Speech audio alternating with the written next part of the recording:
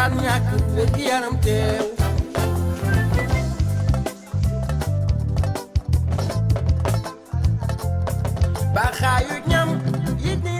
qui nous réunit aujourd'hui est directement lié à la nutrition et à la sécurité alimentaire. La sécurité alimentaire constitue un réel défi pour le monde en général, mais pour les pays africains en particulier.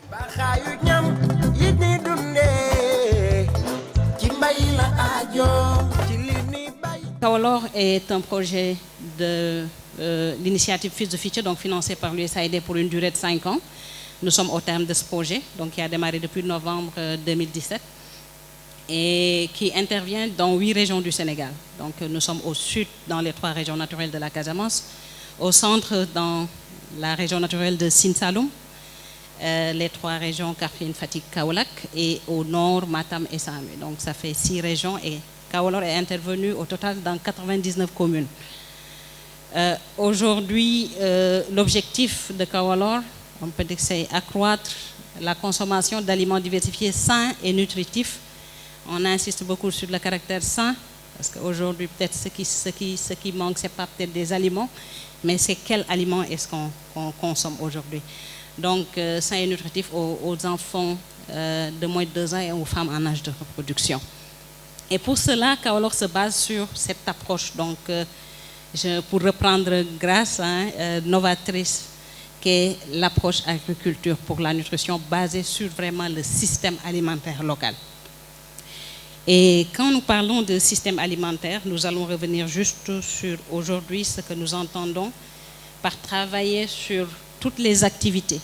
On parle d'agriculture avec un grand A, c'est la production végétale, c'est les productions animales, c'est les productions halieutiques, c'est l'exploitation des produits forestiers non ligneux et au niveau de tous les maillons du système alimentaire. Donc de la production à la consommation en passant par la transformation et la distribution.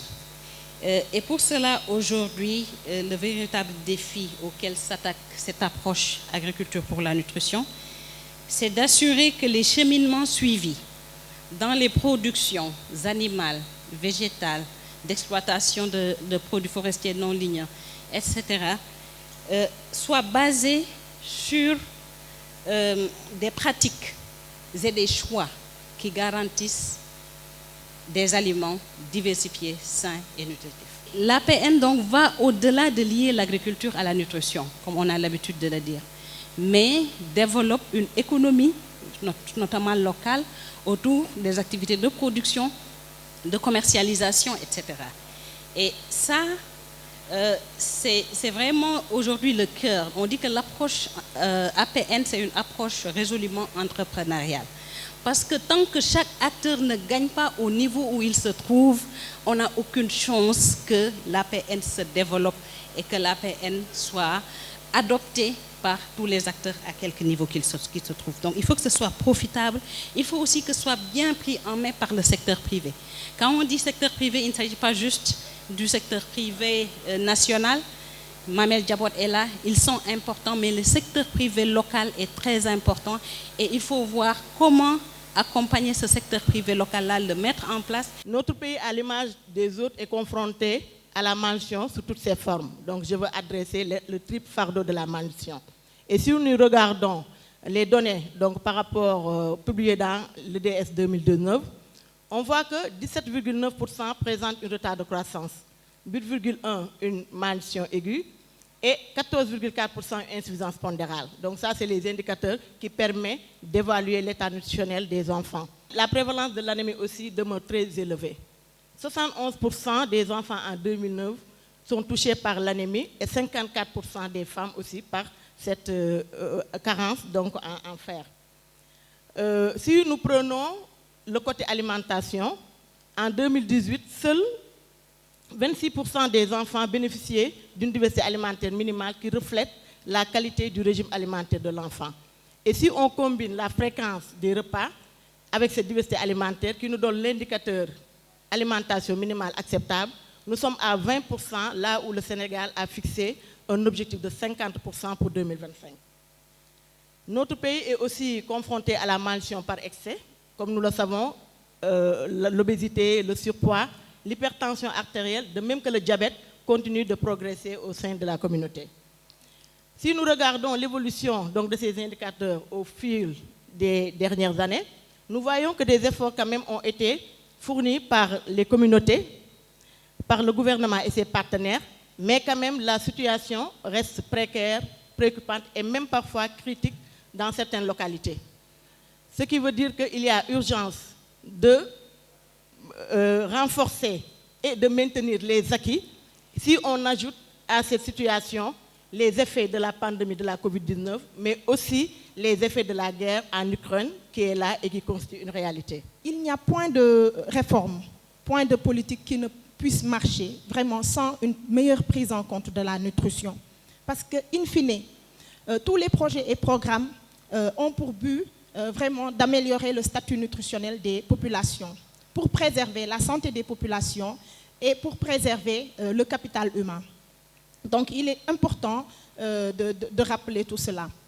Et si on fait une lecture des missions du SCNSA, ça nous amène à, pour chaque pilier mentionné, pour chaque mission mentionnée, expliquer la place de la nutrition au niveau du SCNSA et au niveau des organes et secteurs dédiés à la sécurité alimentaire et à la nutrition. En conclusion, je dirais qu'au niveau du SCNSA, nous avons la perspective vraiment de continuer la collaboration avec l'UCAD, notamment avec ses laboratoires comme le LARNA et vraiment le LARTES, avec qui on a travaillé sur les prospectives alimentaires, parce qu'on souhaite vraiment mettre à jour ce document sur la situation alimentaire du Sénégal. Mais par rapport au projet Feed the Future également, nous comptons continuer la collaboration pour un renforcement de capacité de nos agents au niveau des bureaux régionaux de sécurité alimentaire, parce que vraiment on veut s'approprier tous ces outils-là. Parce que ce qu'on a vu aujourd'hui avec l'agriculture pour la nutrition, à mon humble avis, c'est vraiment un système alimentaire local innovant. D'ici 2035, que deviendront ces enfants? Que deviendront ces étudiants? Quel sera leur état nutritionnel? Est-ce qu'ils seront à mesure de vraiment diriger le pays? Est-ce qu'ils auront même le temps? Est-ce qu'ils ne seront pas là à se plaindre peut-être de difficultés respiratoires, de fatigue, entre autres? Donc c'est vraiment cette étude-là, c'est par ce bout qu'on s'y est pris et c'est des remerciements et des félicitations du président de la République qu'on a eu avec l'étude sur les prospectives. On a reçu le courrier le 4 mai et il a donné instruction de faire une restitution au niveau des régions. Il y avait beaucoup de recommandations par rapport à la nutrition, les directives à prendre par rapport aux cantines scolaires, par rapport aux aliments vendus aux abords des écoles. Parce qu'il y a une étude faite au niveau de l'ARNA avec le professeur Adama Diouf. Dans 12 pays de l'Afrique, au Sénégal, c'était le professeur Adama Diouf qui avait dirigé cette étude-là, qui montre qu'il y a un taux d'obésité croissant au niveau des écoles. Donc, on devrait vraiment revoir notre alimentation et c'est la communication, la diffusion de messages clés qui peut-être amélioreront la connaissance de nos ménages, de nos populations. Quand on regarde ce panel, la plupart des panélistes ici présents sont issus du laboratoire de recherche en nutrition alimentation humaine. Cela ne veut pas dire que le LARNA ou Kaolo les ont désignés expressément. C'est juste pour dire que ces ressources humaines de qualité ont intégré aujourd'hui des structures étatiques comme le SCNSA, comme le SECNDN, et ils ont aussi intégré des organisations internationales comme la FAO.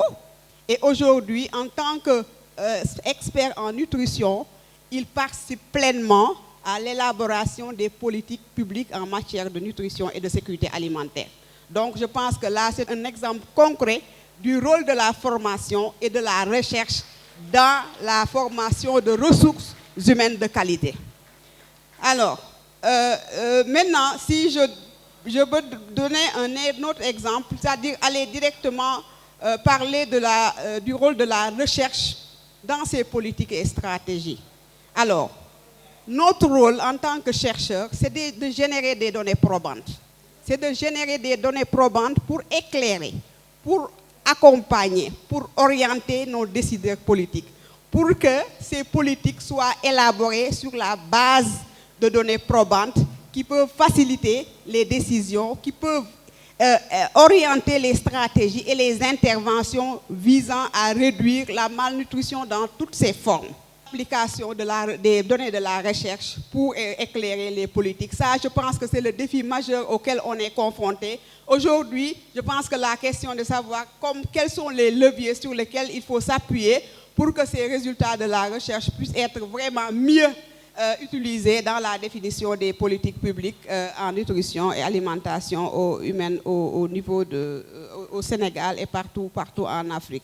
La nature a horreur du vide. Si on ne fait rien, si on ne fait pas la promotion d'une bonne alimentation au sein de nos médias, au sein des écoles, au sein des restaurations publiques comme l'Université de Dakar, ici dans le campus social, mais la nature a horreur du vide. C'est-à-dire que d'autres vont faire la promotion d'autres types d'aliments. Donc il y a la production, il y a la distribution, il y a l'utilisation, mais dans l'utilisation, il faut vraiment qu'on puisse cibler, qu'on puisse assister, accompagner les populations. Parce que s'ils n'ont pas la connaissance, ils n'ont pas le bon choix.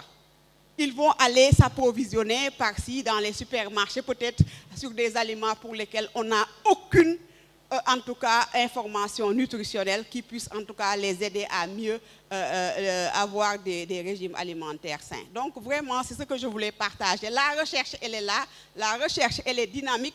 La recherche va continuer selon le contexte à générer des données probantes, mais le défi majeur aujourd'hui, c'est de transposer encore une fois ces données de la recherche en pratique sur le terrain. Quand on regarde les 17 objectifs de développement durable du système des Nations Unies, l'alimentation est un fait qui est transversal et qui touche l'ensemble de ces objectifs, en passant par les objectifs qui touchent la biosphère, par rapport à la production, par rapport à la société. Si on n'a pas une bonne alimentation, on ne peut pas avoir une bonne société. Nous sommes des ignorants alimentaires.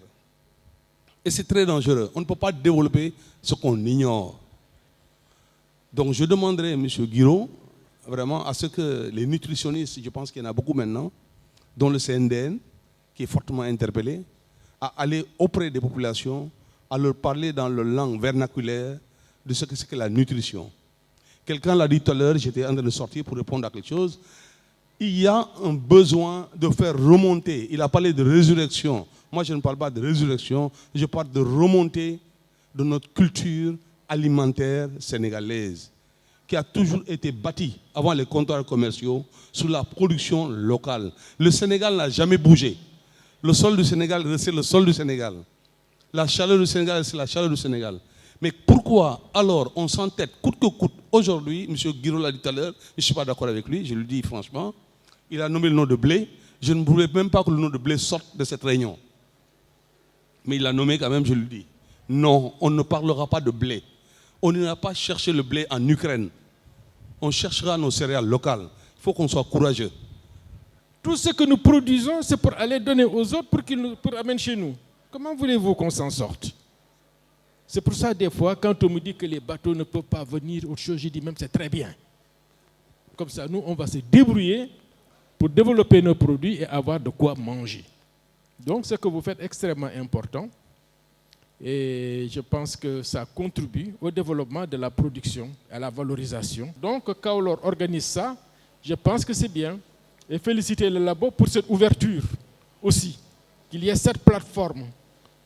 La prochaine fois, ça se fera au centre, ailleurs sera quelque chose de plus grand. Je pense que c'est aussi la mission de l'université.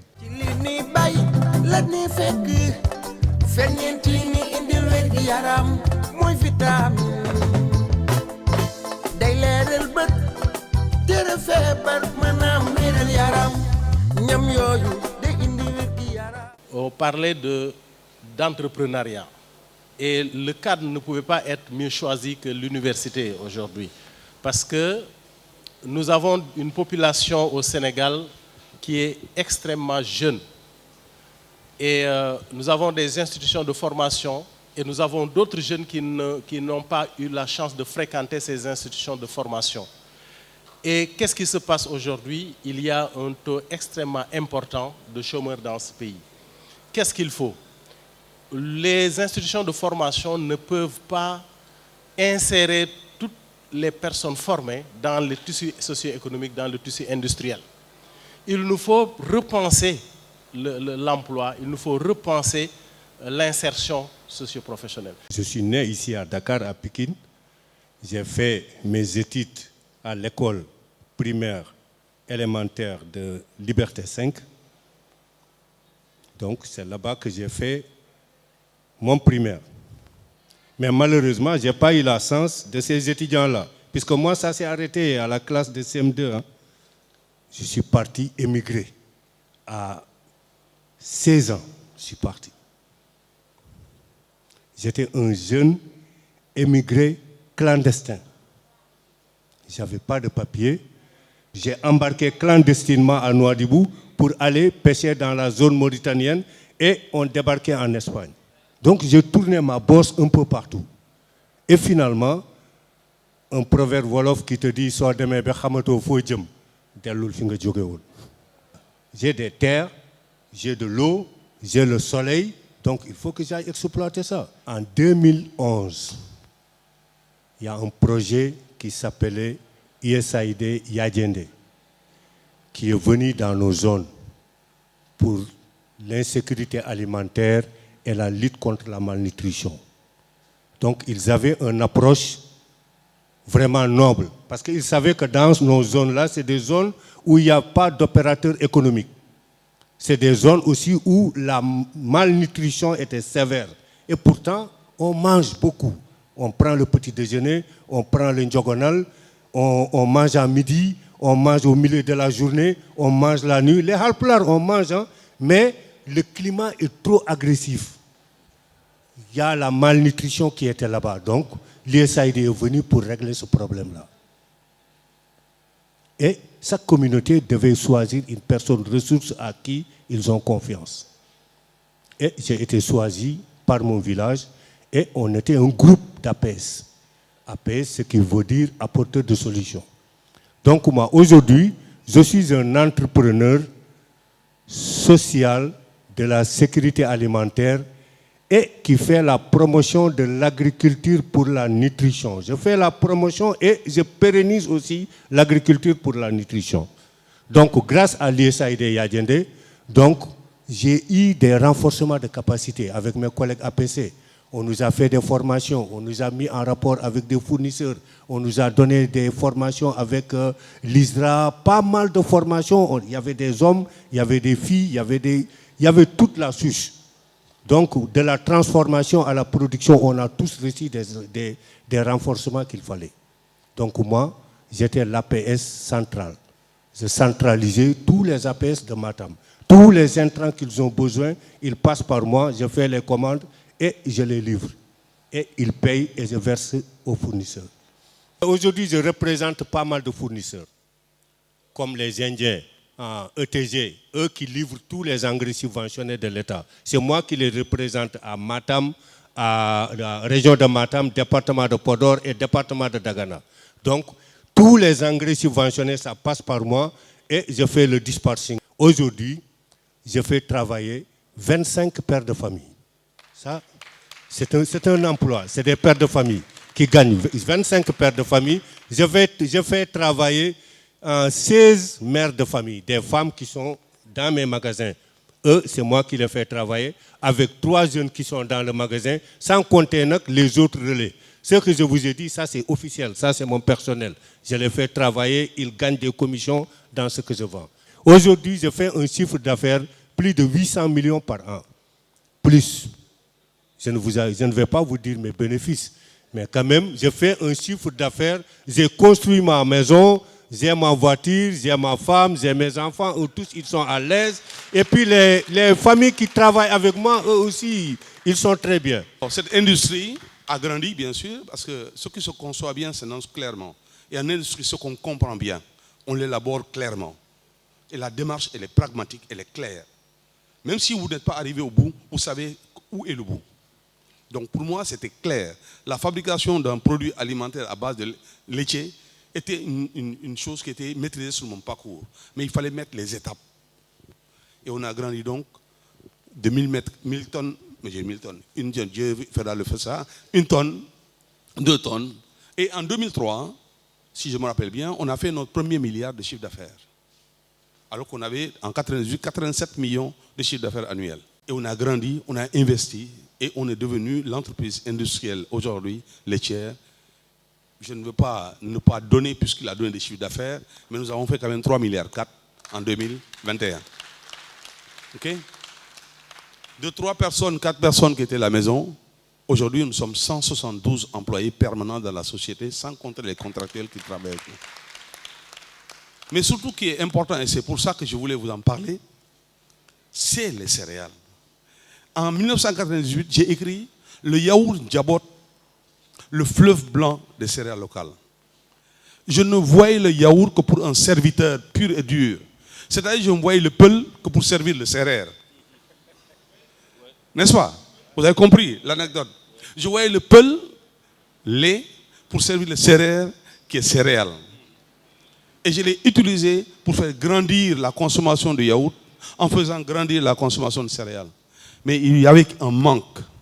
Le manquement, c'était quoi? C'est qu'il n'y avait pas assez de céréales. Et c'est là où je suis entré dans les programmes de 1 sur 1000. Qu'une semence, ça se cherche et ça se fabrique. Et j'ai pu avoir à rentrer dans le domaine du contact pur avec le paysan. Et en 2011, au regard de cela, nous sommes rentrés dans la contractualisation agricole. Pourquoi? Le paysan, avant d'emblaver, doit savoir à qui il va vendre. Il doit savoir à combien il va vendre. Pour monter un programme financier. Et nous, on a financé nous-mêmes. Aujourd'hui, la LBA est là. C'est la LBA avec laquelle on a signé une convention agricole entre nous, Mamel Diabot, et le groupement de producteurs. Que dès que le groupement arrive avec une signature de Mamel Diabot, le groupement est financé dans ses intrants, que ce soit les semences, que ce soit les engrais, que ce soit même les matériaux comme les semoirs, parce qu'ils savent que Mamel Diabot va payer. Et que le paysan va pouvoir vendre son mil. On ne peut plus décortiquer et aller laver le mil pour accéder à la farine. C'est fini ça. Et Mamel Diabot s'est engagé à investir. Et on a mis plus de 300 millions de francs CFA pour aller dans la ruralité de Thiès, pour investir une usine qui aujourd'hui est capable de vous faire 1 tonne de farine sèche à l'heure. L'agriculture est le pourvoyeur d'emplois. Nous avons une population très jeune au Sénégal. Actuellement, la population sénégalaise est estimée à 16,7 millions en 2020. Et sur ces 16,8, 52% ont moins de 20 ans. Donc vous voyez que vraiment on a une population jeune. 55% des demandeurs d'emploi ont entre 15 et 35 ans. Ça, c'est la jeunesse aussi toujours. 53% de demandes n'ont pas fait d'études. Et on a noté que ceux qui ont fait l'étude, presque 1,6% n'ont pas eu de diplôme universitaire. Donc ces gens ne peuvent aller que dans des activités quand même comme l'agriculture. Et l'agriculture au Sénégal peut englober beaucoup de, peut absorber beaucoup d'emplois. C'est ce qui fait que donc l'ANIDA s'est dit que donc nous va créer des fermes. Nous avons créé plusieurs modèles de fermes. Il y a les fermes familiales Natangé, ça c'est des fermes individuelles. Des fermes de 1 à 2 hectares où on installe des jeunes et des femmes qui veulent se lancer dans l'agriculture ou bien des retours d'immigrés. C'est des fermes qui sont composées de... on fait une petite superficie de 1 à 0,5 hectares. On fait un puits équipé au solaire. On fait un bassin piscicole. On fait une étable et un poulailler. Plus un habitat. Parce qu'on dit que la personne qui doit travailler doit vivre dans son champ. Donc, vous voyez que dans cette ferme, c'est la polyculture. On peut faire plusieurs cultures, mais aussi c'est l'intégration. Parce qu'il y a l'aviculture, il y a la pisciculture, etc.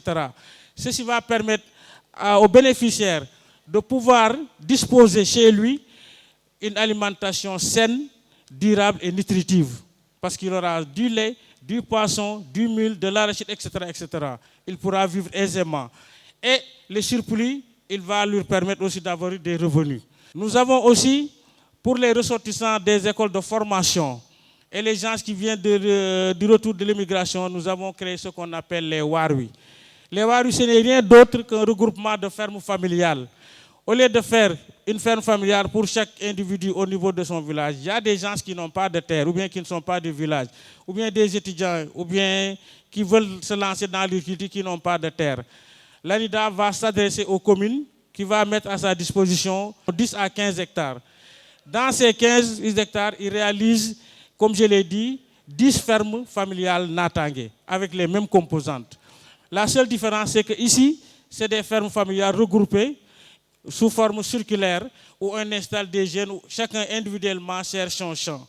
Mais nous avons aussi les fermes villageoises Natangé. Ça, c'est des fermes communautaires. C'est des fermes généralement de 5 à 100 hectares. Là, une fois que la commune attribue la terre, nous demandons que la délibération se fasse au nom de l'ANIDA. On réalise la ferme et tous les villages qui sont polarisés par cette ferme à 3 km sont éligibles. On fait maintenant des critères de sélection. USAID a développé un nouveau programme qui s'appelle USAID Entrepreneuriat et Investissement, dont je suis le directeur des services au Conseil pour les entreprises. Pour accompagner, on a 3 objectifs principalement. Le premier, c'est accompagner les acteurs et combler les maillons manquants dans l'accompagnement, dans la chaîne d'accompagnement. Le deuxième objectif, c'est faciliter l'accès aux capitaux, parce qu'on s'est rendu compte que beaucoup d'entreprises aujourd'hui, sur le financement classique, quand tu vas voir la banque, il va te dire apporte-moi tes états financiers certifiés, donne-moi ton historique de crédit, de chiffre d'affaires des 6 derniers mois, des 8 derniers mois, apporte-moi tes dossiers de garantie afin que je puisse instruire le dossier et commencer à le traiter. L'accès au financement pose problème.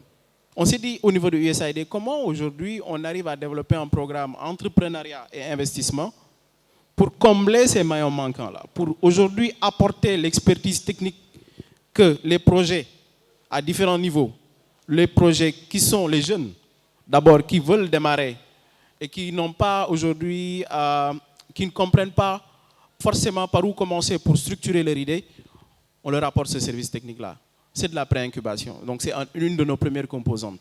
La deuxième composante, on s'est dit, il y a beaucoup de projets qui ont démarré, qu'on appelle start-up, entre guillemets, qui aujourd'hui font 1 million, à partir d'1 million de chiffre d'affaires, ont un premier produit qu'ils ont testé, soit une bouteille de jus, ou bien aujourd'hui cherchent à développer cela, cherchent à acquérir de l'investissement pour augmenter leur capacité de production, cherchent à se normaliser sur tout ce qui est aujourd'hui communication, branding, comment vendre, comment passer à l'échelle, comment aujourd'hui on peut adresser ces cibles.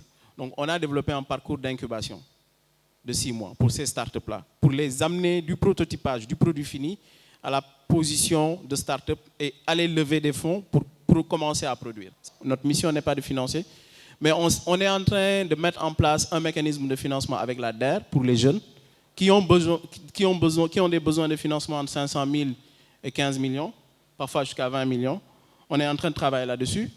Et on est en train aussi de travailler avec le Fonds 6, qui est le Fonds national d'investissement souverain, pour mettre en place un mécanisme de financement, mais qui ne sera pas de la dette, plutôt qui sera une prise de participation, qui permettra aux PME qui ont besoin de lever plus de 100 millions de pouvoir bénéficier de ce mécanisme-là.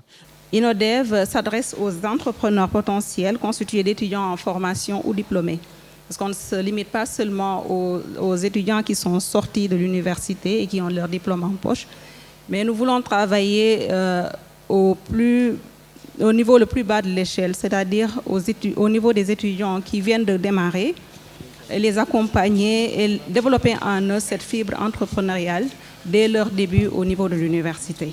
Donc INODEV s'adresse également aux chercheurs et enseignants-chercheurs qui sont au niveau de l'université, parce qu'on a vu que les chercheurs au niveau de l'université prouvent des choses, mais après, ces résultats-là sont gardés au fond des tiroirs.